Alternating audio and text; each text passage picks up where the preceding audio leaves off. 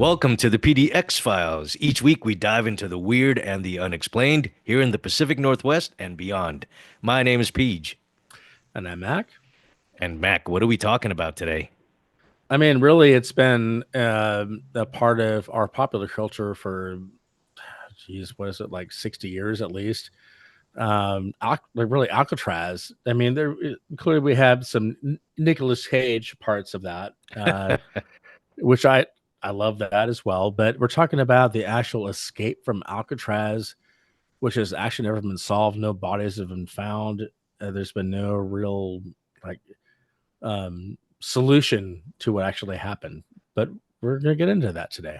I mean, because this happened, when did this happen? Quite a while back, right? I mean, it was in the Yeah. 1940s, probably. I I mean, I guess we'll see it in the video here shortly. Yeah. But I wonder, it would be truly interesting to find out how much how much of our viewership or people outside of our viewership do think about Alcatraz, right? I mean, it's a tourist trap today, as it has been not that long after this has actually happened. And I do think we need to really realize its cultural impact is huge. It's like so many people stayed there. Al Capone, I think, was at Alcatraz. I mean, there's been so many like the people have been there of importance, but also just the fact that you can escape that island and as you're going to see in this video that we're going to sort of react to, it's like, how is that possible? How could they have done that? And but back, also appreciate the genius of the criminals. It's like, it's kind of, I feel guilty about it a little bit, but, yeah, and I think people understand that as we go through the video. Absolutely. All right, let's go. It's the morning of June 12th, 1962, on Alcatraz Island in San Francisco Bay. So we've got three prisoners, Frank Morris, John Anglin, and his brother Clarence. A 7 a.m. roll call one day, they don't respond. So a guard goes to check on all three of them. He sees all three of them lying in their beds, so he walks over to Frank's cell and he taps him on the head with his nightstick, and Frank's head falls off. This guard had the shock of his life. He probably thought he had just decapitated the man. All three prisoners have vanished from their cells, with three lifelike papier-mâché heads left behind. Immediately, this creates chaos. These prisoners are gone. How could these prisoners have escaped this super security prison? They discover that another prisoner, Alan West, also is in possession the real of a fake mastermind head made out of papier-mâché. West admits he was part of an escape but failed to get out of his cell in time. In exchange for leniency, he agrees to tell investigators exactly how his fellow inmates did the impossible. It's amazing that these three men were even able to get out of the prison complex itself. Alcatraz had the reputation of being the most secure prison in the country. Even if you do get out of Alcatraz, you still have to contend with 6 watchtowers as well as a 20-foot fence with barbed wire. And if by some miracle you make it over that as well, you still are dealing with the dark and turbulent waters of the San Francisco Bay. Yeah, I mean, on its face, like, I would just like, nah, okay, you guys go ahead. And it's like, what am I gonna do? What value am I gonna bring to this? It's like, if I'm in prison there, it's like, no, probably not gonna do anything good for anybody. Like, you should just leave me behind. I won't say shit. I appreciate that you invited me to this. I'm just gonna stay in Alcatraz for the time being until they find something better for us. I mean, no, I don't think anybody wants to be in jail. I mean, I think the thought will cross your mind for sure. Of course, but I mean, it's not like they couldn't look out the window. Well, maybe they didn't have windows, but at some point they must have known where they were. They must have seen like the extreme natural barricades to like escaping the island. Well, they will have been shipped there. I mean, they will have been, they will have been shipped there. So you're right. Yeah. So they must have seen it. And it's not like, it's like, you can just swim. You can't just swim. You have to, which is, you're going to see that these motherfuckers really thought of everything, but let's just keep on going. Frank Morris and the Anglin brothers came to Alcatraz with a long history of escapes. Frank Morris is a career criminal, a very good one, too. He'd been in and out of the system since the age of 13, mostly for robbery charges. He was such an accomplished escape artist that some people referred to him as the Houdini of the prison system because he had successfully escaped from so many facilities before being sent to Alcatraz. John and Clarence Anglin, they were from the Florida, Georgia area. They were career criminals. They had robbed a bank in Ohio with a toy gun. But they get sent to Alcatraz because they were trying to escape Leavenworth Prison. We're gonna have to But follow up on according to the Leavenworth Prison testimony at some Alan point. West gives, West is the mastermind behind this plot. As West tells investigators, they first needed a way out of their cells and into the maintenance corridor behind.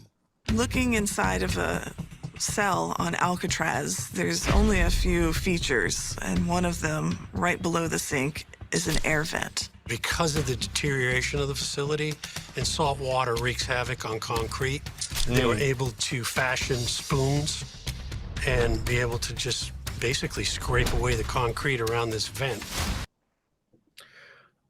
I mean, every time I hear about this, I've looked at this. It's like not the first time I've read about Alcatraz, but it's like showing what they did, like, and then that last image that we just saw.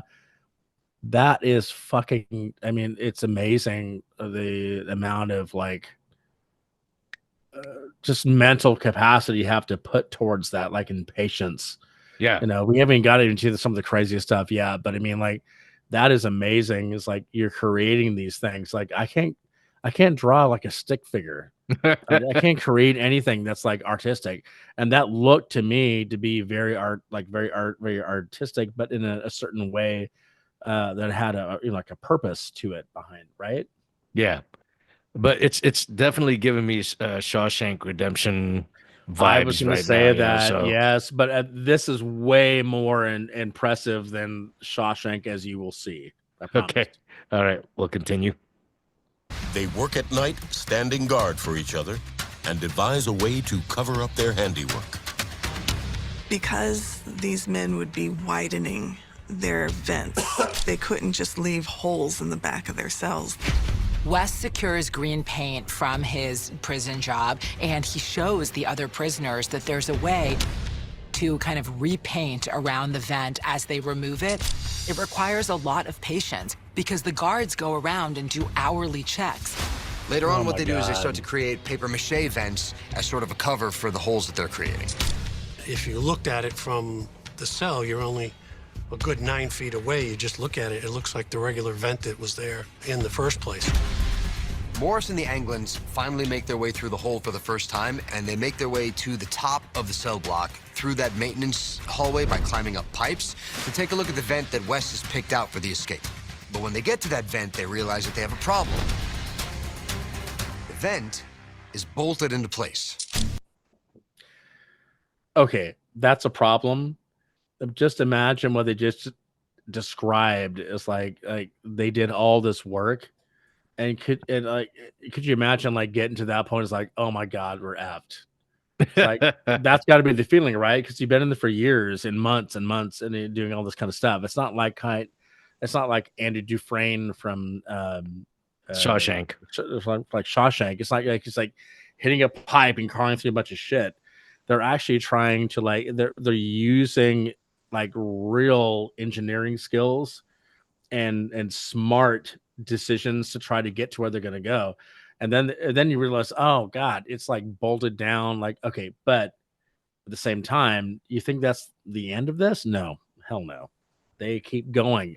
It's the amazing, I feel like I'm rooting for the prisoners. Yeah, exactly. You're glorifying the criminals here. I'm not trying to glorify, but I'm just saying that they were pretty fucking amazing. I'm just saying. All right, here we go. The escapees will need time out of their cells over weeks and even months to file down the bolts securing the roof vent. But they face regular nightly checks by the guards. So, to convince the guards they're still in their cells, the escapees design fake heads for their prison beds. The dummy heads have been fashioned out of anything that these three men could have gotten their hands on. They're paper mache, but they're also soap. They're also cement.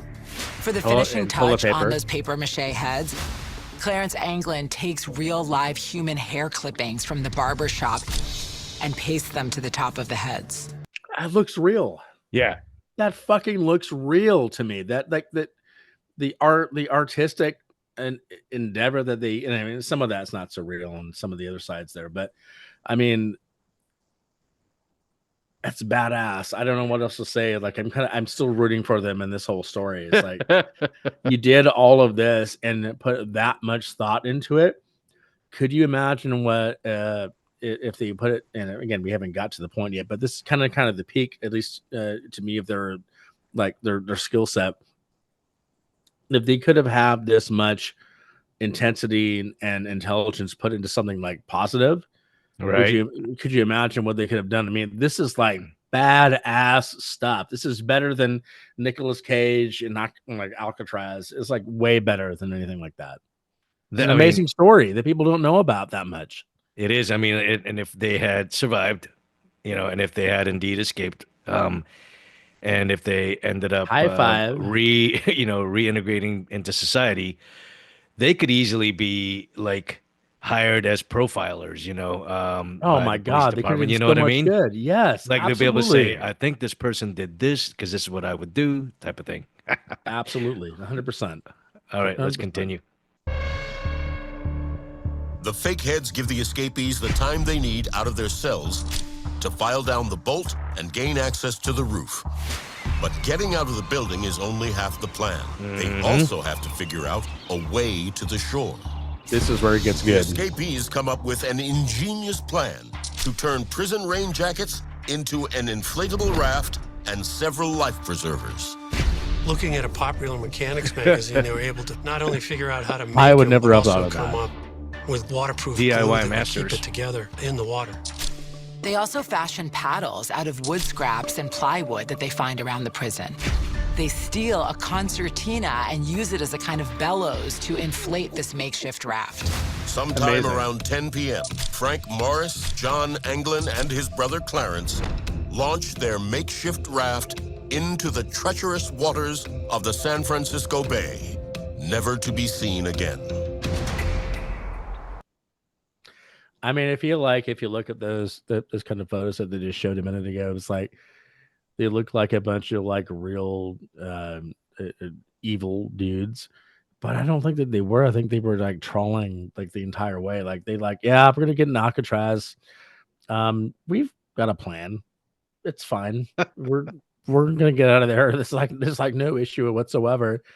And they did it. It's like I don't buy those like mug shots. I think I see some sense of humor, and for that, okay, I need to go back and do a little more research, but I don't think any of them were like violent criminals, like really bad criminals that they were there. I don't think they were murderers. No, they weren't like that. Like that I wouldn't really, but and maybe they were, but we're kind of reacting to some of this stuff, right? But I feel like the plan is solid. And I would, if I was in prison for something like I didn't do, like Andy Dufresne, I'd be fucking following along with these guys because they got a better plan than I got, which is to crawl through a bunch of fucking sewage. Well, it will be extremely funny if they were like, this like today's version of like internet trolls. Like they would, they would just like set themselves up in. Not internet trolls, but like those pranksters, you know what I mean? So like they would trolls. set themselves up. They would set themselves up in situations and then try to get out of them. Yeah. No, so I might have stopped the video a little too early, but let's go on here. Let's do it. The next morning, once it's discovered these prisoners are missing, the big question among the prisoners, the guards, and eventually the public is, did they make it? So the FBI is called in to launch a search. Investigators' best source is still sitting in a cell on Alcatraz Island. Alan West is already identified as the fourth escapee, or the would-be escapee. He has the papier-mâché head and the false front on his vent to prove it. After describing his clever plan for getting out of the cell block, West divulges the convict's planned escape route. Instead of traveling 1 mile south to San Francisco, they'll head 2 miles north to Angel Island. It may seem a little strange why the inmates would have wanted to go 2 miles north to another island. But it kind of makes sense because they could have been recognized or spotted in their prison garb if they were in a heavily populated area. At the time, Angel Island is home to a missile base that's being decommissioned, and therefore could hold advantages for the 3 wanted men. It's being taken offline, and there are very few people there at any given time. There also might be actual boats there that the men can use to make it to the mainland. The mainland in this instance isn't San Francisco, but Marin County, which is only a quarter of a mile north. Once That's they the landed in suburbs. Marin, Alan West says the plan was to steal a car. So that makes a lot of sense to me. I mean, that's exactly what I would be thinking about. It's like, let's be the most low profile in an area that people are going to notice us, and the fact they talked about like maybe having boats that were just happened to be there, that makes sense because they were decommissioning that area. Yeah. So and then not going to San Francisco like with your like prison outfits, but going to Marin County. I mean, Marin County is still popular to this day. Like it's like a total suburb. And people there are like ignorant of everything that goes on around them. I think the thing that mystifies me, though, well, among many, is how did they know about Angel Island, right? Right. And that it has a decommissioned base or a soon-to-be decommissioned base. I mean, were they like searching on Google Maps in the prison cell and like trying to figure? I mean, like, how did they know that and have that as how did that mastermind know that? I mean, it might be had it, something that they had heard about, right? And like, or like maybe they have, there. or like the guards, maybe some of the guards are, kind of divulge certain information, like, hey, what's on the outside, or what's that island that I see across the bay? Why do they hear that there's noises over there? What's going on? Like, they're what's with the pipe, pipe cracking? What's going on there? Yeah, I mean, I think that's, it'd be interesting. It'd be interesting to find out how they got that, how the mastermind got that information, right? And also like the distance, like knowing that it's going to be 2 miles to Angel Island versus a mile to San Francisco Bay. I mean, San Francisco shore. It's just interesting. But I wonder if some of that information was in like the library that they have there. Oh, that's true. They have to have a library, Yeah. and they probably weren't there. Again, I think like the overconfidence of the staff. There's like, nobody's going to escape. They're not going to swim across to Angel Island. They're not going to get to Marin County. Or nobody's going to want to jump into the water, Yeah, it's like exactly because they know the science behind it by that point. They know about hypothermia, right? They know that you can die easily trying to do something like that. Right. All right. Let's continue here. Let's do this thing. While searching the waters around Angel Island a few days after the escape, investigators discover a crucial clue that could line up with the testimony of Alan West. There was a sealed packet made out of the rubber raincoats, so obviously none of the water would get in. They were able to confirm that they belonged to the Anglins because they had many Anglin family members, some pictures of the family members. Investigators also find another clue off of Angel Island, a makeshift wooden paddle, just like the one Alan West described. December 31st, 1979. More than 17 years after the escape, the FBI officially closes the case. The file is handed over to the U.S. Marshals in the event any new leads come up. The case remains dormant until 2003. U.S. Marshal Michael Dyke decides to just poke around and see if this famous story, if he might be able to add something to it. It isn't long before Dyke finds compelling evidence in the government documents. Michael Dyke goes back into the Marin County police records and he finds that there is a stolen car report, that there was a 1955 blue Chevy which was reported stolen on the night of the men's escape. The eyewitness that saw it first said there were 3 men inside of the vehicle. At the time, that didn't mean anything because the escape wasn't yet public knowledge. Then, Dyke finds another police report from Stockton, California, almost 100 miles east of Marin County. Okay. that makes a lot of sense, right? Like it's exactly where they're going. The same number of people, the same year, the Right. time. It's like Right. it's very compelling. It's like, like they somehow survived. And well, I can understand why people say there's no way. And I don't know what the weather, that sort of thing, but there's something that they don't mention that about this, like what is the weather that night that actually happened? Like maybe Right. there's some like a record of that. Maybe not. I mean, they said it was 17 years after that they had escaped. So they must have escaped in like 1962 is what that was, right? So we don't really know kind of what but I feel like if you did that much planning and you had like the ability to sort of like make like essentially like your own like life vests, that you might be able, it's not that far of a distance, right? It's like I feel like they could be possible, and I feel like the amount of thought they put into it, I don't know, man. It's kind of adding up. It's kind of adding up. I'm having an open mind to this one. Yeah, I mean, I think a makeshift raft with um, makeshift Desperate people. paddles Yeah. uh, on a still lake that's 2 miles wide. Kind of like, so think about that, but then like multiply it by 10 times if it's, moving waters in the San Francisco Bay, right?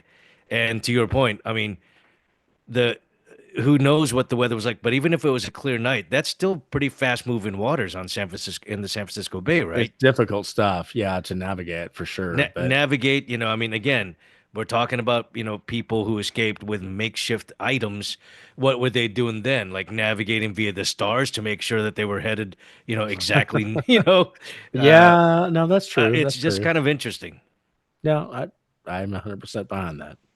And, and obviously, the stolen car and the mysterious three men, it's, pattern searching and pattern, No, you're right. I'm probably attachment. guilty of that a little bit. But I mean, I feel like it could still be. I mean, like the amount of thought they put into it and the amount of desperation Sure, that sure. was put into it, like you can't overstate that in a certain way, right? But I Yeah, don't know. absolutely. All Let's right, see. let's continue. Within just a few hours of the reported auto theft, a man in Stockton says that he's forced off the road by a blue Chevy, being driven by 3 men. Later on, when that blue car is seen again closer to Stockton with 3 people inside of it, that raises some eyebrows. If this evidence is to be trusted, the men may have very well survived the frigid waters and fled to Angel Island according to plan. Frank Morse and the Anglin brothers really could have gotten away with it. This is a fun story to think about, right? I mean, here you have this inescapable fortress, this supermax prison. And here you have these 3 guys who figured a way out.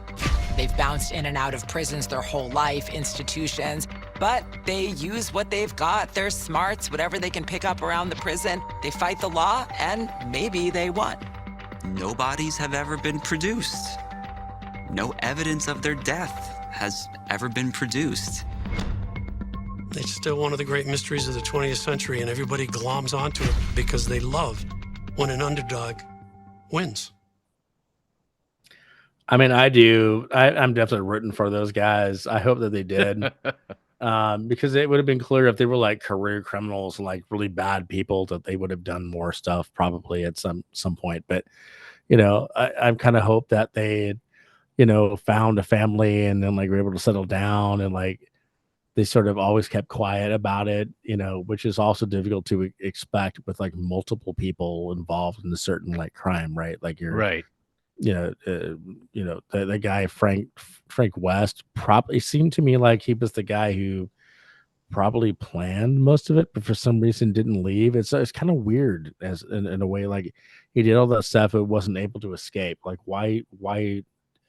But it might have been because he decided it's like it's not like the natural environment wasn't like good for us doing this right now. Like we shouldn't do it, right?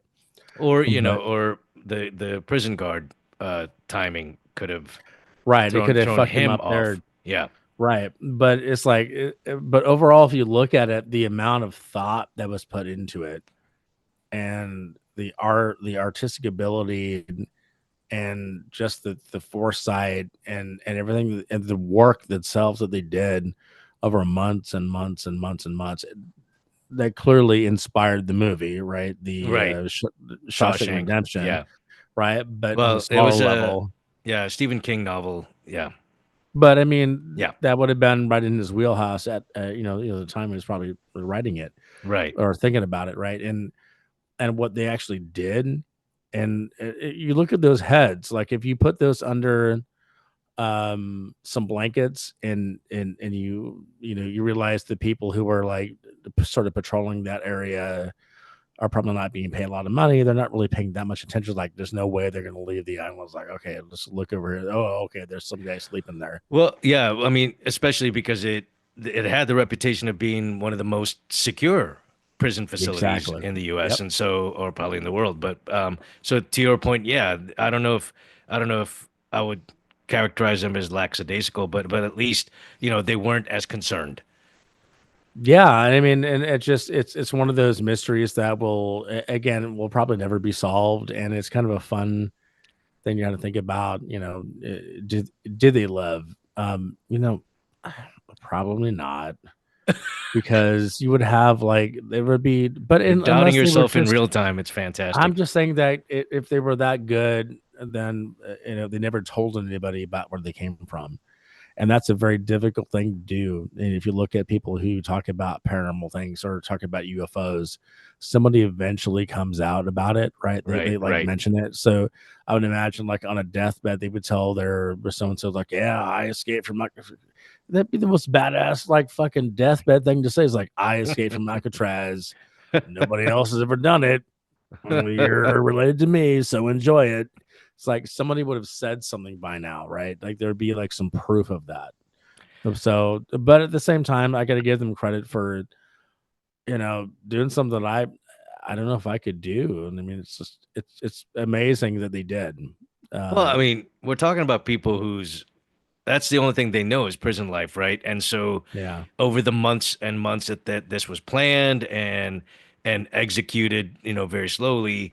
I mean, that's not really anything out of their life. And you know what I mean? Like they well, were I there guess what else already are they gonna anyway. do, right? They were Yeah, already there yeah, anyway, so yeah. chip away at the weakened wall, and it's not like they're saying it's not like they had a timeline, or did they?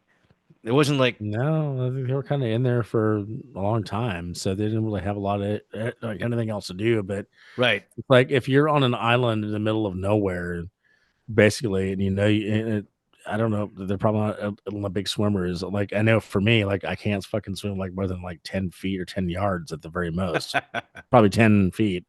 Um, trying to imagine escaping something like that, but putting that much energy into it, I guess at the same time, even if you don't really expect to escape, Right. it's a good like it's a thought exercise that you're exercising in real life, right? It's like we're gonna do this because we got nothing else to lose, and so I, I hate to give the criminals like some glory or credit, but I kind of appreciate that kind of ingenuity. I really do. Well, according to, I'm just doing a quick search here on the Google. It's about If time. if they had escaped, like Yeah. one of the brothers right now would be 93 years old. Yeah. I mean, it's possible So that they're alive. so still, possibly still alive. And to your point, um, getting to that age where loose lips will start to sink ships, type of thing. It's a I fact. It's mean, a fact. it's like, I have nothing else to lose here. My liver's failing. I'm going to tell you a story of when I escaped from Alcatraz. Awesome story. All right. Well, if you enjoy this content, folks, please give it a like and share it across your socials to help get the word out about this little show of ours. If you hadn't already done so, please subscribe. And on YouTube, click that bell icon so that you're notified every time we release a new video. And yeah, thanks for tuning in. We'll see you next time.